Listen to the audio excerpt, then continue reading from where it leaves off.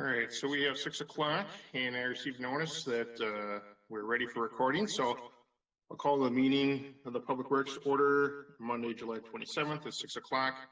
Just a reminder for those, if you're not speaking, please keep your volume on mute so we can avoid background noise or so. And then if you have any questions or technical issues, let me know or Nick know, and we'll catch you. So, Nick, any other comments on that? Or what was that? Any other comments on Nope, our? you're good. All right, so start off the agenda item number 1. I'll call the order. Roll call, please. Please say here after I say your name. Beth Hill. Here. Jason Fendrick. Here. Rob Van Dommelen. Rob Van Dommelen. We see you, Rob. Here. Nate Gogger. Here. Ryan Suzuki. Here. And Nick Owen. And Jeff I am Foreman. here. And Jeff Present, Foreman. but not a member. Oh. Sit. All right, so on to number 2, consider minutes of the February 24th, 2020 Public Works Committee meeting. For those of you who had a chance to review it, I'll entertain a motion to approve, or if there's any comments or suggestions, we can adjust. This is Jason. I'll move to approve. This is Beth, I'll second. All right, first and second, all those in favor say aye. Aye. Aye. Opposed? All right, minutes approved. And Jason, thank you for that mentioning too. As you're speaking, so this, I was not able to tell who's who, just say who state your name before you start, so it just helps us out. All right, number 3, consider no parking on North 4th Street and 7th Street. Let's start with the North 4th Street first. This is an item that we previously discussed in February. Staff's had a chance to take a look at it, do some review, and it has a proposal for us. So I guess, Sue, I should ask if is there anyone on the line who is interested in speaking to any of these items, a non-member? I know letters were sent out to the residents, so they're aware of the change or potential change. This is Jeff. Jason did point out to me today that I had the wrong date on the letter. I had the 28th of July, not the 27th. Just so you're aware of that. Okay. Did we hear anything back from any residents? I have not heard anything, but I was out of the office today. Okay. Nothing via email. I think usually they would notify staff or so, receive an email about it. Yeah, with that date,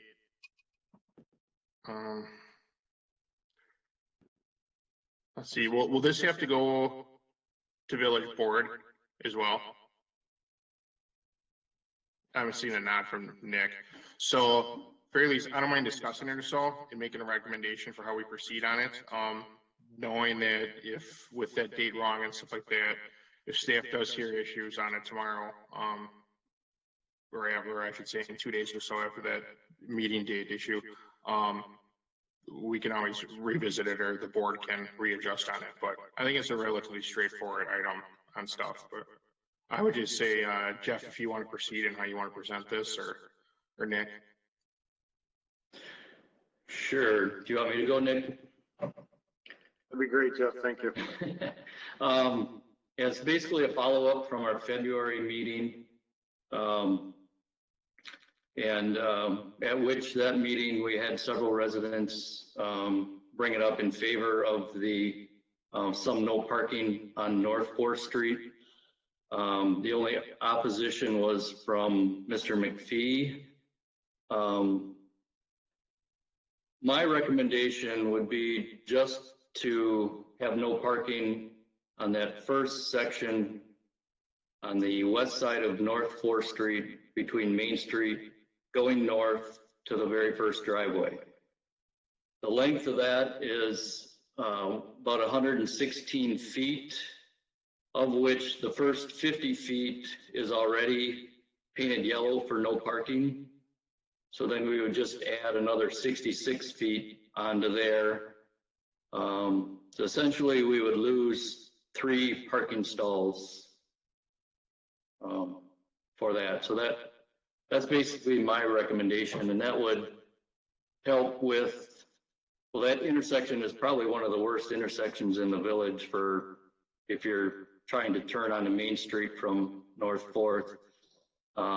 It would just open up that intersection a little more, provide some more visibility and ease of people turning on to North 4th Street. And it would certainly make our job of plowing the streets easier in the wintertime. Okay, thanks, Jeff. Do any of the committee members have comments or questions on this? Yeah, I have a couple of questions. So we're not changing anything as far as what the restrictions are for parking then on the other side of the street, which would be the east side that is next to McPhee. I would assume that the concern would be that the individuals, the residents who park there now on the west side would then move and park over on the McPhee side. I don't know if anybody from McPhee on Main is here to represent, but we're not changing any only 4-hour parking on that side of the street during the day or anything like that. Correct. Okay, so then how does that work for like parking in the winter when we have alternate side parking? Does that first section of street still not parkable on opposite side, like opposite times, or how does that work for winter parking then? Well, I believe every other day, the east side of North 4th Street would still be no parking. Okay, so they could park there one day in the winter, but not the other day in the winter. Correct, the way it is now. Okay, And this is Ryan. From my understanding, some of the overnight parking isn't as much of an issue from that area or so. I think I think we would see, I don't think there's a lot of people who would park there overnight in that section as opposed more to the north on that, where more of the residential houses are. So I do like the idea of just that first from Main Street to the first driveway or so, clearing stuff out on that. That seemed to be, from when I looked at stuff a variety of times, the biggest safety concern. I know the local residents to the north of there had wanted that entire street, one side, no parking or so, but I just don't know if that's fully feasible or not. With stuff now, they just necessarily needed from the safety perspective. okay. Sorry. Morbeth or others?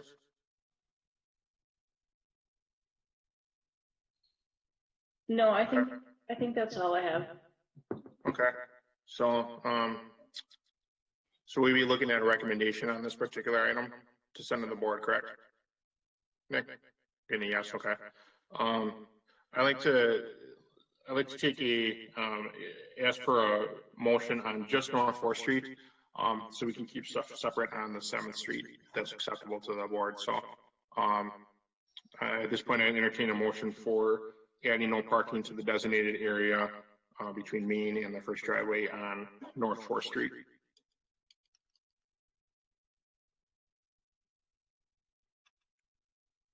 I'll motion to approve that. Ryan. Okay. This is Beth. Thanks, Beth. Do we have a second? This is Nate, I'll second. All right. Any discussion? All right, hearing none on that. All those in favor, please say aye. Aye. Aye. Aye. Aye.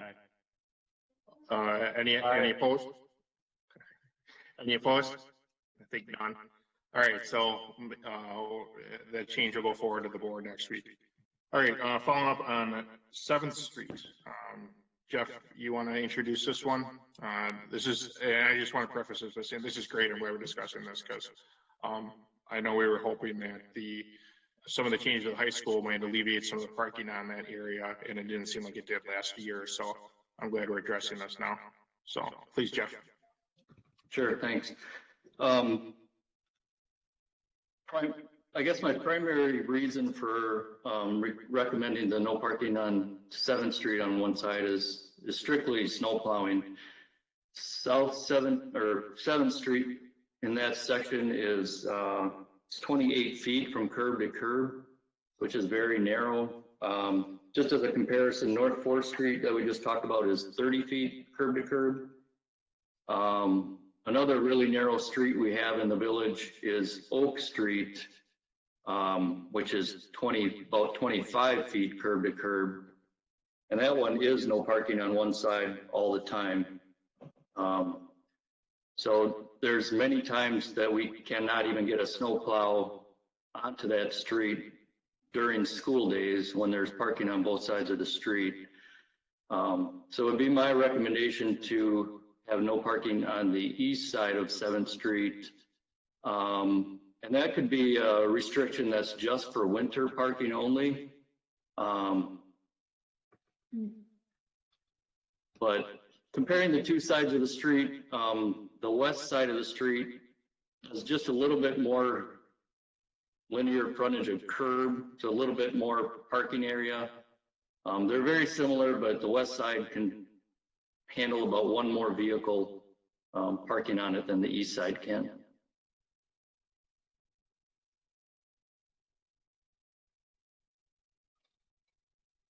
Okay.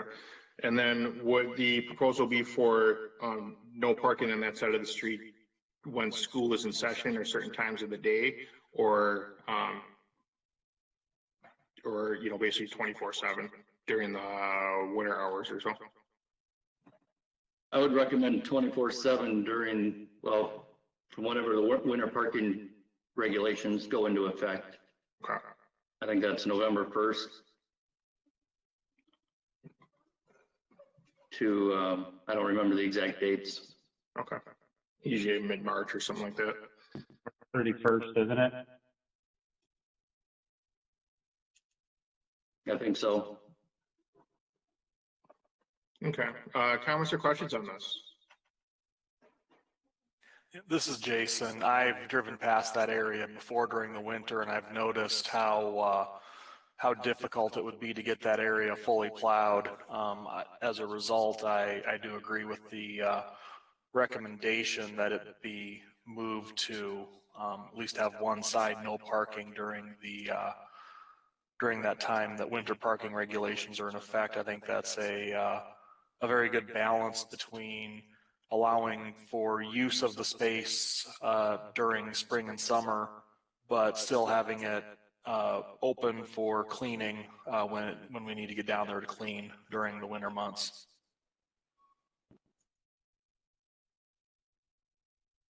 So Jeff, I have a question for you.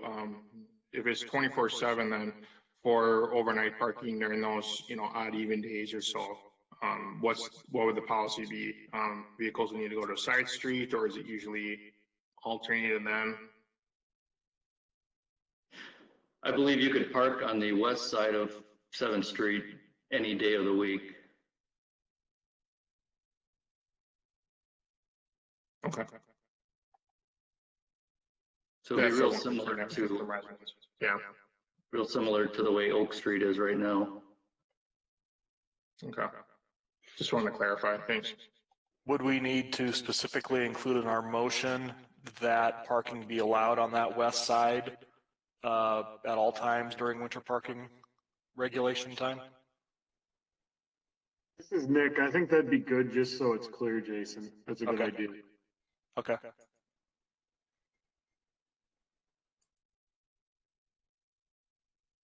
More questions or comments on this?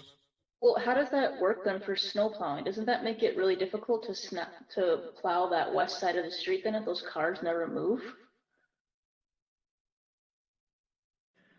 Well, we have to come back as spaces open up and replow, which is something we do anyway. After a storm, we go back over areas and plow back areas where there were cars parked. So, I don't see it being any different than Oak Street. Okay. So you're already doing that for a street that's close by anyway, so, okay.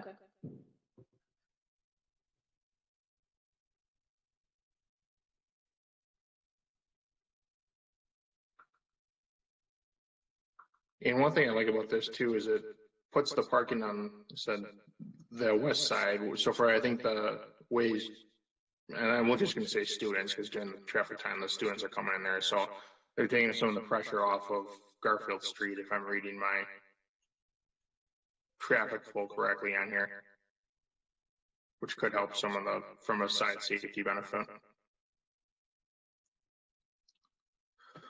So, all right, so if there's no other discussion, I'll entertain a motion on this particular item as well. You know, Jason was kind of formulating something, so I might look at you and. Yeah, this is Jason. I will, I'll move that the board recommend to the village board that parking on the east side of 7th Street be restricted to no parking during such time as the winter parking ordinances are in effect, with the caveat that the west side of 7th Street shall then have parking allowed on it, whether it's an odd or even day.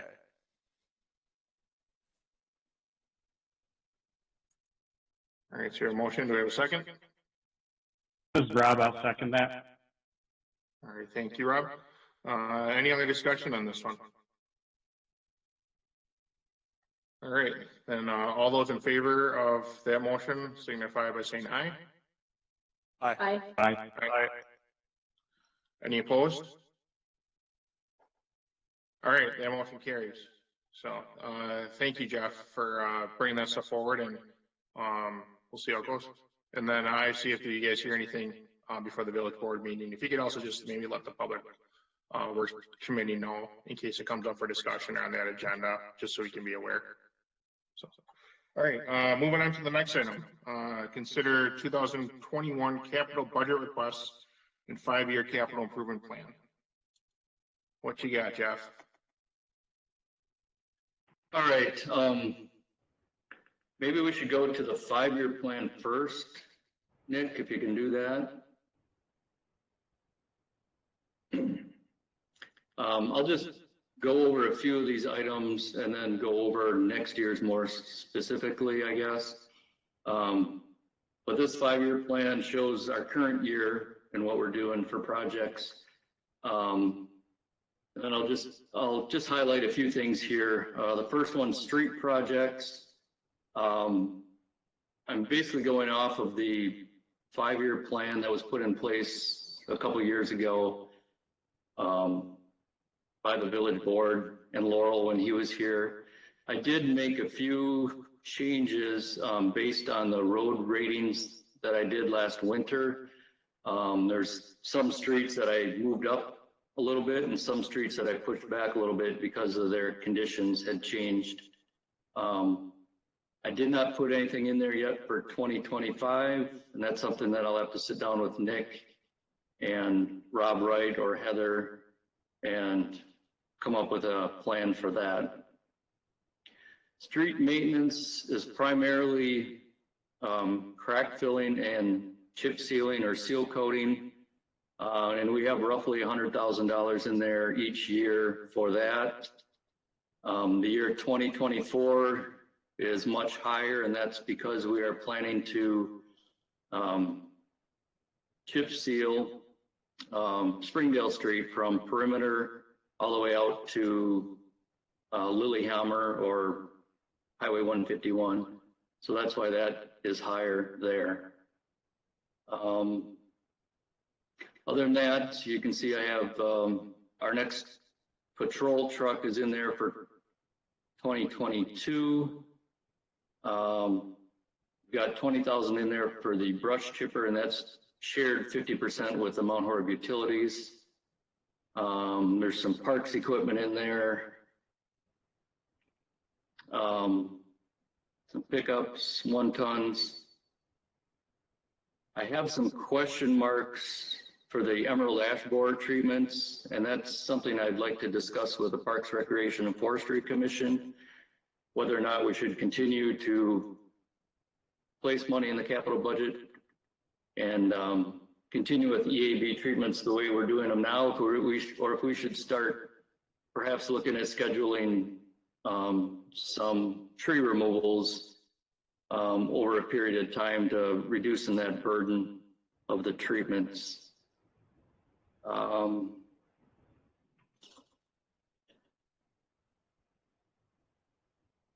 The community center, replacing the retaining wall at the community center, I've got in for 2024, I believe that is, or the last year in the 5-year plan.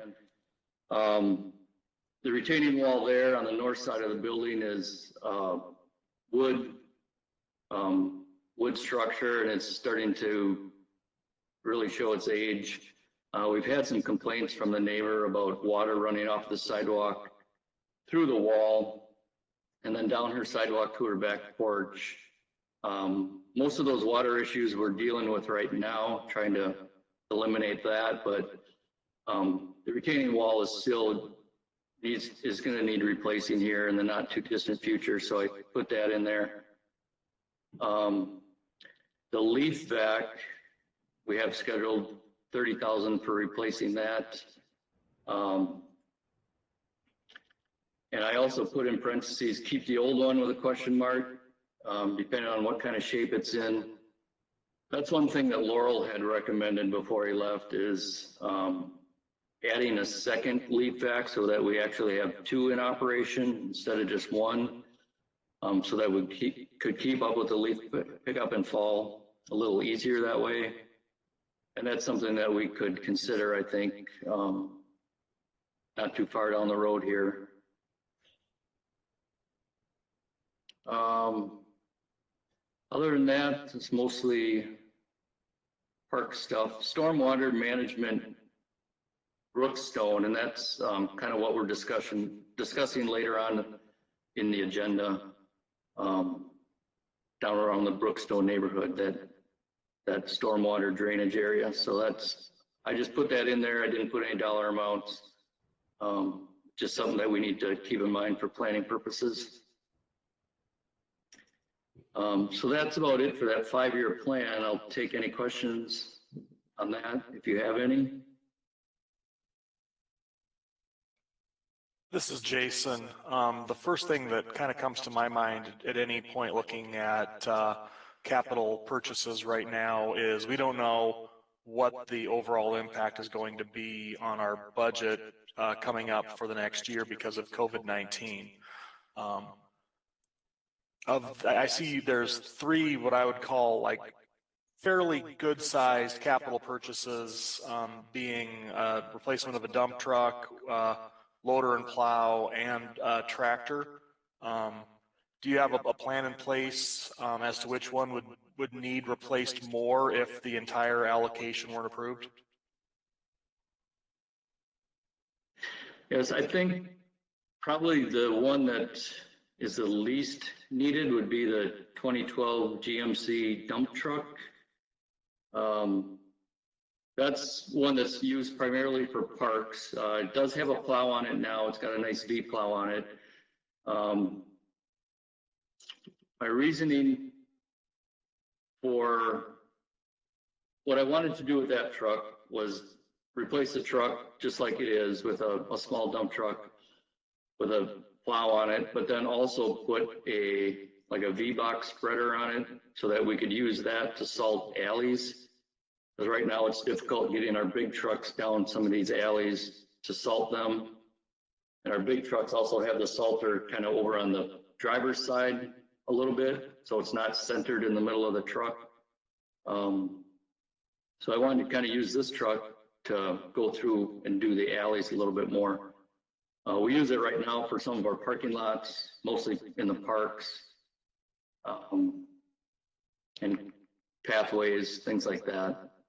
So that's probably one that I would maybe be the first to kick out. If that helps, Jason. Yeah, I and think- once again, I've reviewed things ahead of time, and I think they're all reasonable. But I also know that this could be a more challenging budgeting year for us this year. So that's why I wanted to make sure that there was some contingencies in place and some priorities that were kind of kept in mind as we go through that process. Yeah, I have thought about that a little bit and definitely have kept that in mind. I think the wheel loader is a definite thing that we need to do. And our tractor is quite old, and as I stated on my other sheet, I think the clutch has seen its better days. I really hate to take any out of street maintenance because I think that's really important. Jeff, I That's have some questions. Oh, sorry, go ahead. Jason, I thought you were done. And I was just going to say, I would agree with trying to keep as much as we can in street maintenance, because deferring those costs, all you do is increase your costs later on down the road. Whereas if you can defer an equipment purchase, I mean, you might get back a little less if you can sell the old item, but you're not necessarily paying out a lot more. So I think that's it for my questions. Thanks, Jeff. Jeff, are the dates of the vehicles the date of the vehicle that you currently have, or what you're looking to purchase? That's what we currently have. Oh, okay, and you want to replace that, okay. And then, if I missed this, I apologize. Why do we not have any aquatic center improvements past year 2021? Those improvements were based on the study that was done by that outside consulting firm. And that was I don't remember, 3 or 4 year plan. So Right. Okay. Next year will be the last year of those improvements that we've had in that plan. Got it, okay. That's what I figured, but I just wanted to double check with you on that. Okay.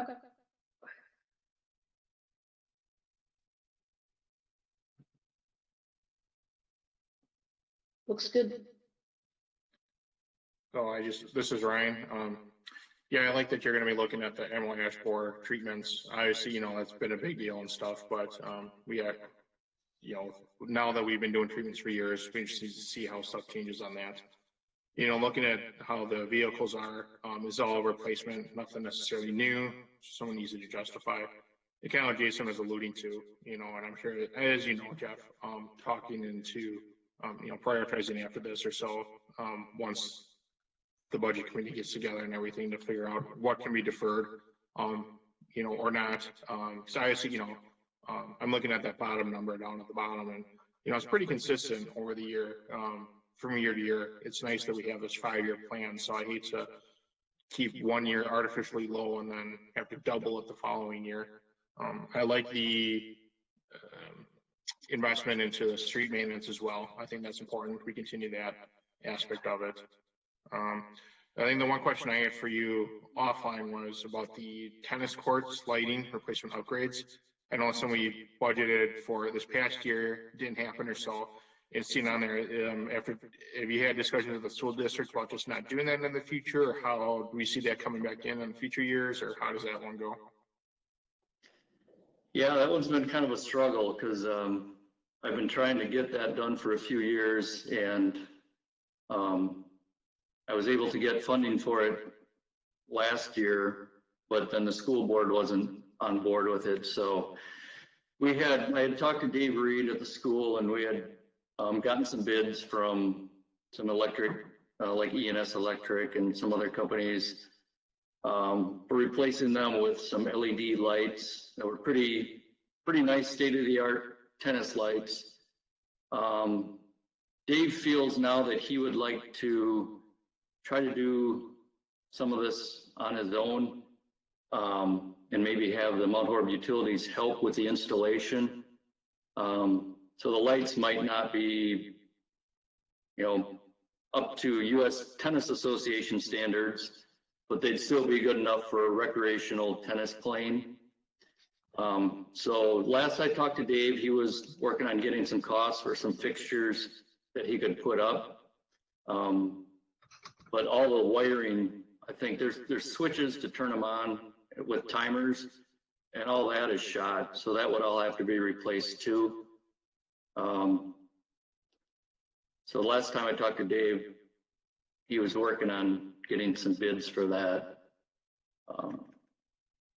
That's where we left it. Okay, I just want to make sure it wasn't slipping through the cracks or might come again or so next year. So I know it's been a saga.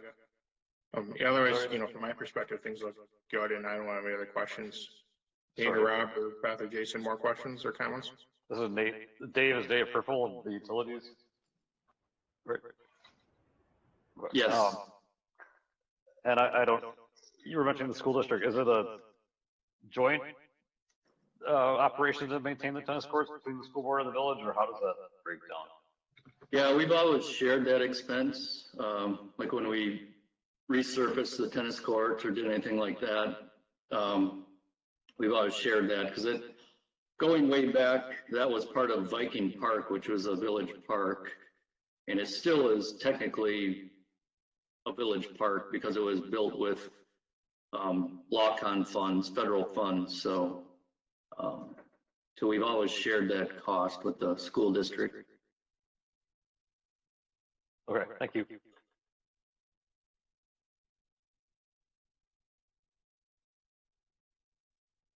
Is it the same story in regards to the ball diamond #1 lighting? There's no, just another area I just saw there's no numbers in.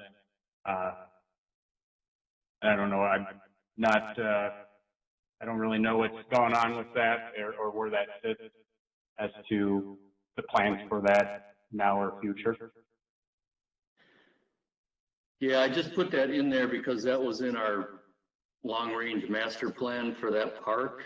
I put ball diamond #1 simply because that's the bigger field, which would allow more different age groups to play. I have gotten some quotes for installing lights, and it's very expensive. I don't recall right off the top of my head, but it was, I want to say one field alone was like $250,000. At one point, it was $60,000 per pole, and I'm sure that's gone up since then. So it's a big ticket item, and it's something that there's just not a lot of demand for it right now, I don't think, but there may be in the future. Yeah. In the summer, you have light till about 8 o'clock or at least 8 o'clock for games. Yeah.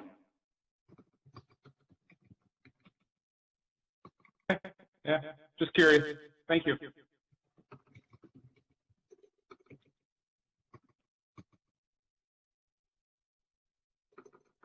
All right, any other questions for Jeff on this? All right. I guess one question for Nick, do we need I suppose we want a recommendation for, or approve this? Yeah. I think it'd be So good. I'll entertain a motion to approve the capital budget request and 5-year capital improvement plan.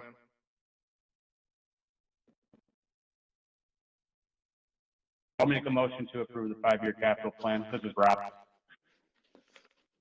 Thanks, Rob. Do I have a second? This is Beth, I'll second. Okay.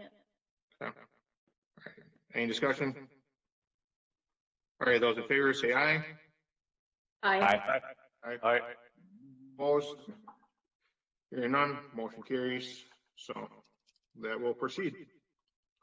All right, moving on to our next item, the discussed riverbank stabilization report from Rupert Melky. I'm Suzuki, so it's hard to pronounce some of these names.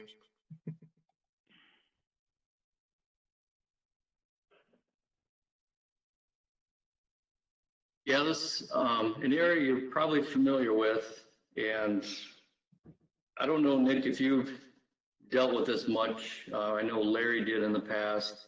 But this area, during heavy rains, there's a lot of water that comes out of there. And there's quite a bit of erosion going on in the banks. And it's just something it's been an issue over the years, and it's not going to get any better. If we don't do anything at all, eventually the banks are going to erode into private land, into the backyards of the people on Brookstone or Brookview Trail. And there's also some underground utilities there that will eventually get exposed. So I talked to Rupert Milkey about, what the different options are for stabilizing the banks or reducing the erosion, what kind of permits we would need, and what kind of grants or funding might be available. I also had a brief discussion with Rob Wright, because Rob knows a lot of history on this area, and we are intending to get together to discuss this, but we haven't been able to yet, because I want to find out the history of this. I know the village has done some things to help reduce the erosion. We've taken a lot of big trees out of there, and we did some stabilization down kind of farther on the southern part of this project, where it's a little more level, but nothing's really been done at some of those steep banks. So I guess I just kind of want to get the ball rolling on the planning process, because obviously some of these permits and some of these grants take time to get and to write and everything else. So that's kind of where I'm coming from on this.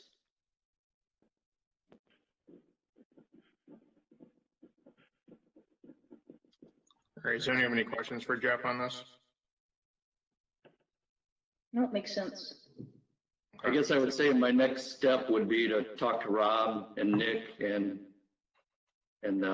see what Rob's recommendations are too. Okay. Yeah, I think, starting the process. So thanks for updating this. I know this is going to be probably a multi-year project and process to go through stuff. So as we'll come across stuff. I think the one comment I have for you or mention is, also just including as the, to the south of there as well.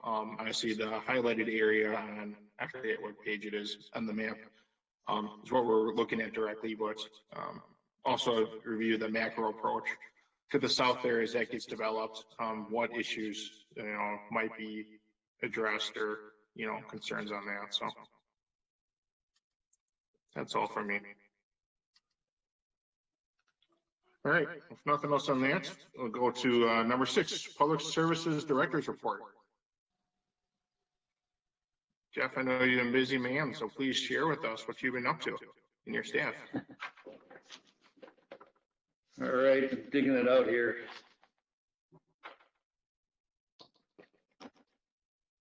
Do you want me to go through it? Whoops, yeah, I'm on. So you want me to go through it one item by item, or? Up to you, at least highlights or so, I think, as you see fit. Yeah, I did, like, item number 1, we did have quite a large pile of brush down there that we did grind last month. I did a really nice job, made some really nice shredded mulch, and but we're just handling a lot of brush and yard waste right now. And I think a lot of that is from EAB. We're picking up a lot of ash trees. We really need to probably grind that pile twice a year instead of trying to do it just once. I also have Finks coming in. They're supposed to be coming in with a bulldozer to do some leveling at the site down there so we can better utilize some of that space. It's pretty muddy. It's not draining real well right now, so we just want more room to utilize and put our leaves this fall and the other brush and yard waste. Other than that, we've done a lot of hot patching around town. probably about 50 tons that we put down, probably at about the end of our budget for that. So, but we were able to do a lot. It's really needed. So keep those streets from breaking up this winter time. Still working on our hazardous sidewalks. We did replace quite a few. Finks did that for us. And then right now we're in the process of grinding down a lot of hazardous walks for trip hazards.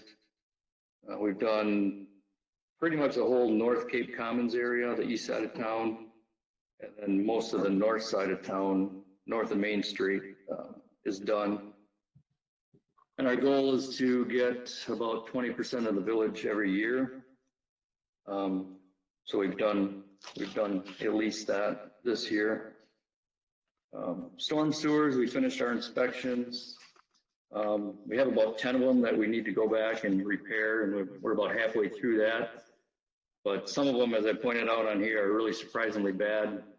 Even in North Cape Commons, where you would think they wouldn't be that bad yet, but there was just what looks to me like pretty poor construction. So that needs to be addressed. You probably already know SNL Underground will be doing the Front Street and Washington Street project. They're hoping to start around September 1st.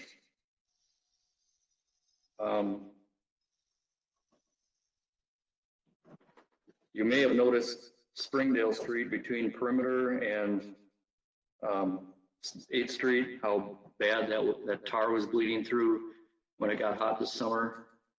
And so we've been dealing with that. We put like some limestone fines on it several times, but still was bleeding through. I just don't think we were putting enough material down. So finally we got the help of the police department, and they kind of escorted us. So we put it down real slow and heavier and pack it down with some trucks behind it. And that really, really worked well. We haven't had to do anything with it since. So that is good. Let's see.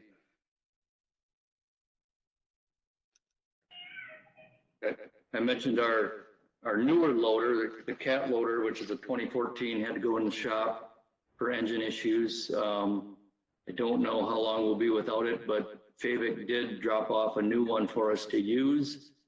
I wanted to demo that same one, the 926, anyway, for next year, so that gave us a chance to do that. Unfortunately, that will be out of warranty, so it will not be a cheap fix. Finally, Royce Nelson was hired in April, and he's really doing a great job, so it's good to have him on our crew.